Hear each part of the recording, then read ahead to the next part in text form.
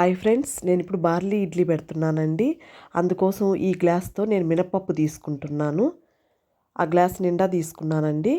అదే గ్లాస్తో half glass దాకా బార్లీ తీసుకుంటున్నాను. జిగురు ఎక్కువ ఉంటుందండి. యూరిన్ ఇన్ఫెక్షన్ ఉండేవాళ్ళు, నీరు వస్తుంది కాళ్ళకి, అరికాళ్ళు మంటలు, ఇట్లాంటి ప్రాబ్లమ్స్ ఉండే వాళ్ళకి బార్లీ రెగ్యులర్గా తాగితే చాలా మంచిదండి. వాటర్ లాంటివి కాసుకొని తాగేదానికి టైం లేదు అనుకునే వాళ్ళు ఇట్లా కూడా చేసుకోవచ్చు. 1½ టీ స్పూన్ దాకా మెంతులు తీసుకున్నాను. మీరు రెగ్యులర్గా బార్లీ తీసుకోవడం కానీ మొదలుపెట్టారంటే 1 మంత్లో మీ స్కిన్లో చాలా గ్లో వస్తుందండి.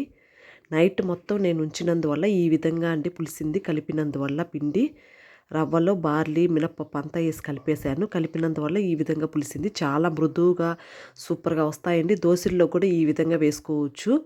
సూపర్గా ఉంటాయండి. మీకు అందరికీ యూస్ అవుతుందనేసి అనుకుంటున్నాను. Thank you for watching.